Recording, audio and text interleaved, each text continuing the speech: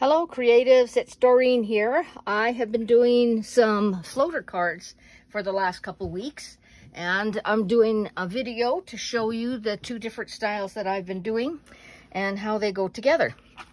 So the first one is here. I've got some samples to show you after, but this is the one I wanted to show you today. So it's a floater card because the panel behind here is floating.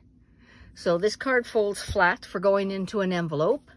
It's got a little accordion base here, and the little flap here, this little aperture, has a little floating card behind it. I don't know if you can see that very well. So that's the one we're going to do right now first, and then I'll show you a different one. So what I do to start, here's the measurements. I'll just lay them out if you wanted to. Let me see, are we in screen? Yeah.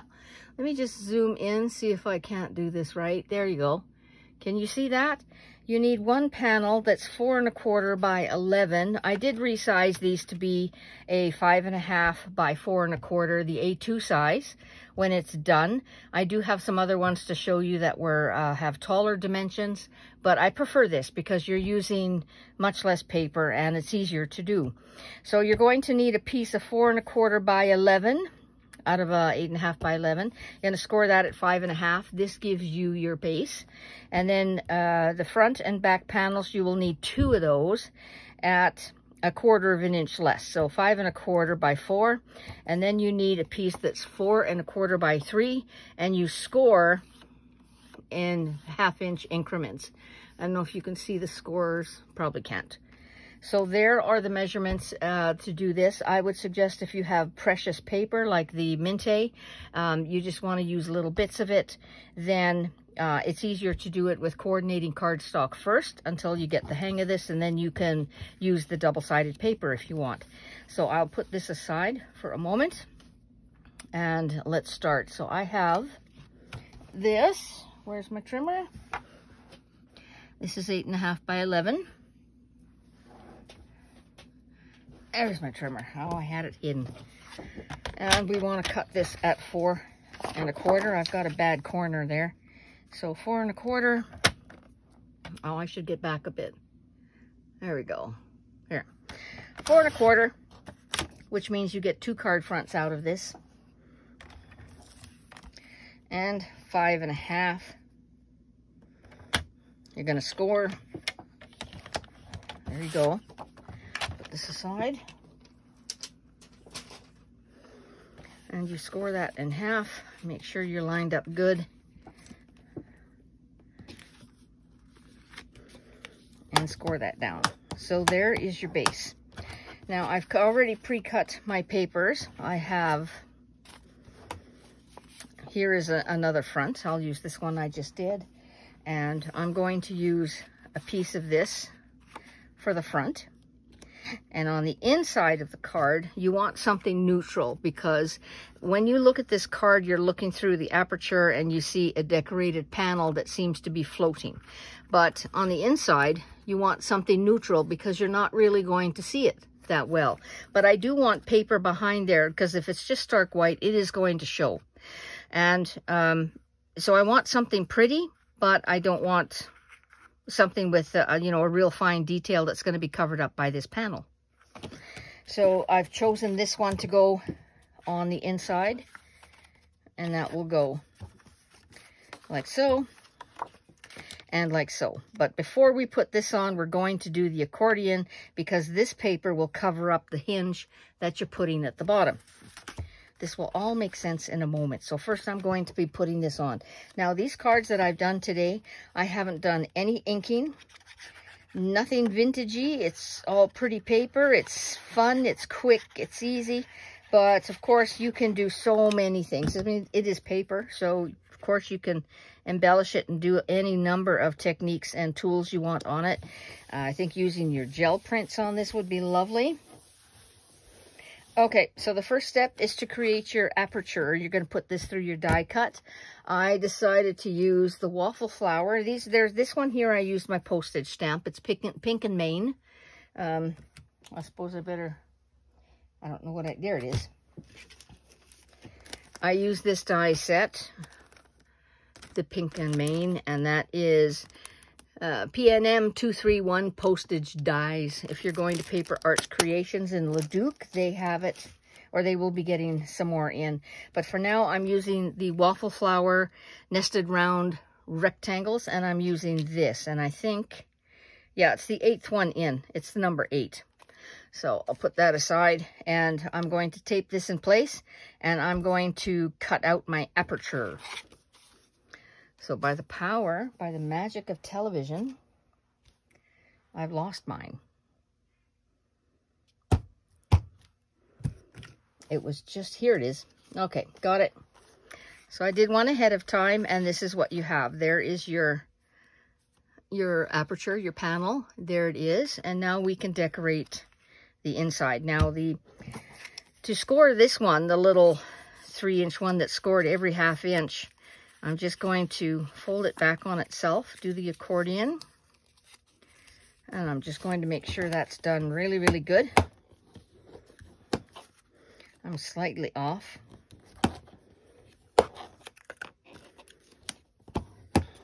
There you go. And what you want is for this to be laying like so. So you've got a W. Just look for the W's. These are the M's. You want the W's. First thing I'm going to do is to put this panel aside. Very good idea to decorate these first before you finish it off. So in here, I'm going to glue this on. So there's my W. I'm going to take this side here on the back, and I'm going to glue that right to the bottom of the card on the inside. Now, you can go a little bit inside the edge of the card, but not outside. That wouldn't be good. So I'm just going to do that now. I'm going to apply my glue. And I'm going to lay that here. And before it sets completely, I'm going to have a quick peek. And yeah, that's good. You can't see it. It's just inside the line. And that will be when this folds out and it gets glued here. That's what's going to stand your card up, very simply. So now that I have this in, this is when I want to glue this in, because it's going to cover up what you did here at the bottom. I mean, if you forgot it, if you did this and you forgot and then put this on after, I guess it's no big deal, but it's just a cleaner, nicer look if you do it that way. So do your accordion first before you put on your inside panel. And I think probably vintage photo or even tea dye would look beautiful as a brown to accent on this paper. It's just beautiful. Okay, now we're ready to do this. So I'm just going to put glue on it. This card looks detailed, but there's really not a lot to it, which is great because you can do a whole whack of these. You just cut up your paper and you can do a whole bunch in one sitting very easily. Okay, I'm fussing with this a bit. Got to move it over just a touch. Yes, come on, move. Move. I got it. Okay, I'm just going to seal that down. And this I did have matted, but of course you can go right edge to edge if you like. I'll leave that up to you. So that is what we have so far. There is your stand-up card. There's nothing on the back. You could write your message here or, you know, glue another panel or something in there, or your message could be right here. Again, that's up to you. Now, this is going to be decorated before we put this on, but I'm going to do it anyways. What you need is a scrap. And I had a handful of scraps here. So you need a little piece that you can fold in half. I don't know what size this is. There is no measurement for this. The only thing is it has to fit on the inside. So I need to take a little bit off. It can be smaller, it just can't be bigger. And I'm going to fold this in half. I'm going to crease that down. No, I'm not cursing. Make sure I have it the right way. Yes, I do.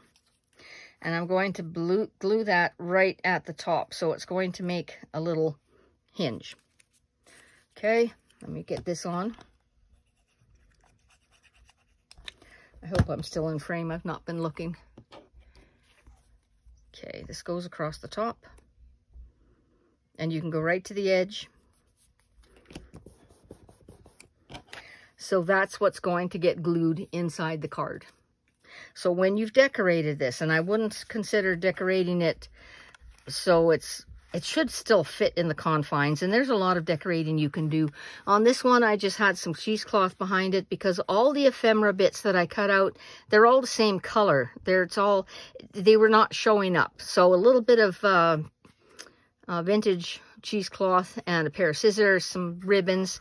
Down here, I've decorated it with a flower and a bunch of books, and I used the title on the product strip and a little jar of buttons because I ripped the paper when I held down the die. When I ran it through my Big Shot, I made a little tear in the paper, so I covered it up with that. So it's decorated, and you could put anything. You could put a photo in there. Oh, this would be awesome with a photo. So now that I've got this ready, I'm ready to glue it in. I'm going to just put some glue on the back of this hinge or flap or whatever. And I'm going to hold it flat, tuck it back inside,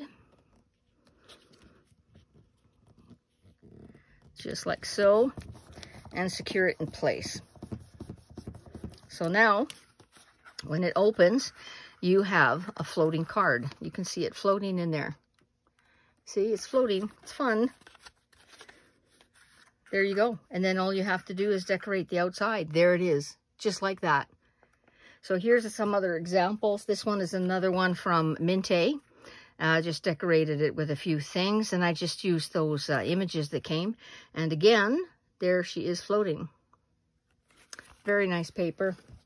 Here's another one. It's Simply Stated Designs paper with she has a whole bunch of paper, ephemera in her paper collections. It's awesome. And this was cut out of the 12 by 12 paper, so it's a little bit taller. But there's a little fishy that's dangling in there. Here's another one. It's a little heart and some shells. And here's yet another one with a dolphin that says make waves. So it's kind of plain up here. I think I should still do something up there. And I'll leave that up to you, whether you want to put it closer to the top and have a bigger band at the bottom or have it centered. That's a choice you can make. Now you see the accordion. I did it out of plain cardstock on one of these. Not this one. This one. You can make your accordion out of the designer paper. You don't have to have white. So this one tended to be a little bit monochromatic because it's green, green, green, green, green all the way around. But it's kind of nice. Otherwise, with the paper on the back, the white would show, and that would be a little something else.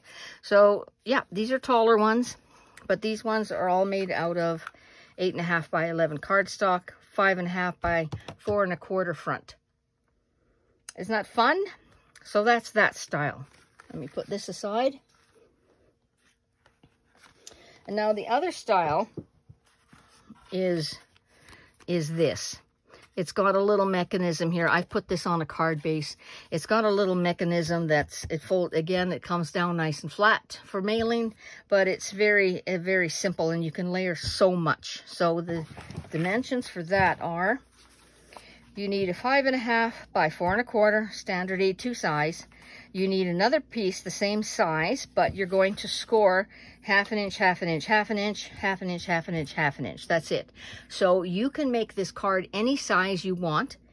Whatever your card base is going to be, if it's a 6 by 6, that doesn't matter. Your 6 by 6 card is going to be the same, and you're just going to score 1/2, 1/2, 1/2, 1/2, 1/2, 1/2. It's all going to be the same measurements. And then this one needs to be a full inch less. That's the green polka dot here, a full inch. So when you squeeze it shut, you still have a good 1/4 inch all the way around. Now, once you know this, you can go ahead and change the dimensions and change the way you do things easily. So let me zoom in for you. If you want to take a screenshot, there is the dimensions for that. So what I have here, I'm going to use this. This is one of the neutrals. A real pretty yarn, isn't that something? I used a neutral here, and I'm still going in this orientation, but I'm going to show you some cards I did in a different orientation. And then I have my top card here, which I'm just going to matte. And that's one of those papers you get 12 by 12 that have all these 3 by 4s that you can cut out the imagery. It makes it very easy to do. I'm just going to glue that onto the card, and I used this paper. This paper is equally gorgeous, but I think if you have this and you put this on top and then you put your image, something gets lost. So I opted to have a small print. When I choose paper, I do like to have a neutral of some sort with texture, of course. I like to have imagery. I like to have pretty paper. And this one here, I like to have a small print that I can offset all the busyness with it.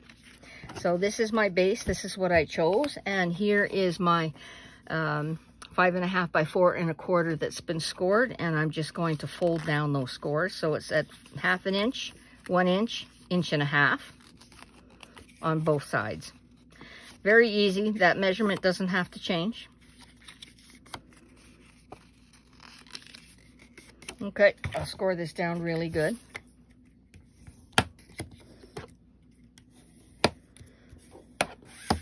And what you're left with is this shape here.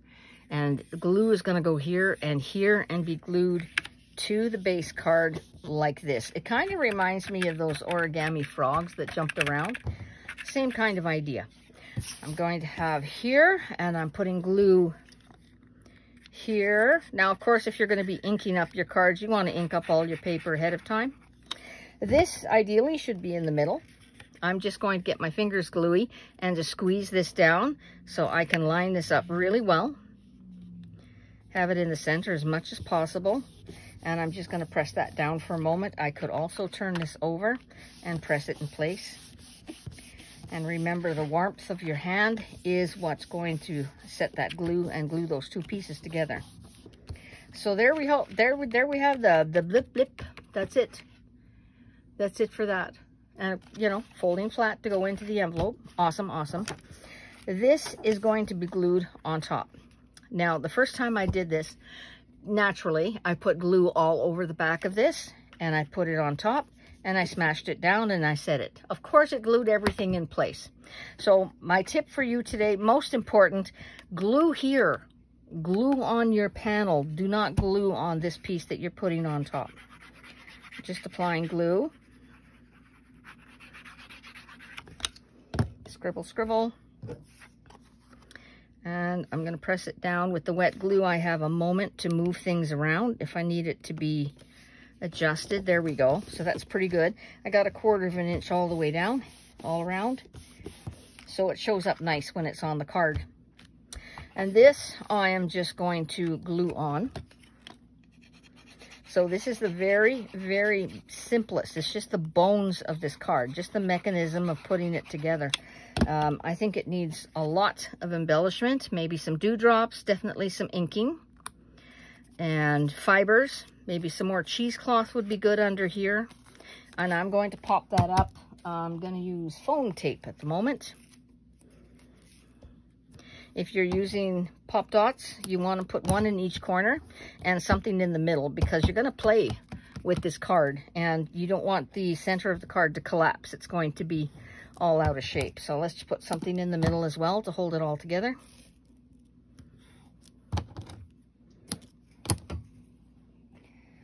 Just some foam tape. Let's pick it off.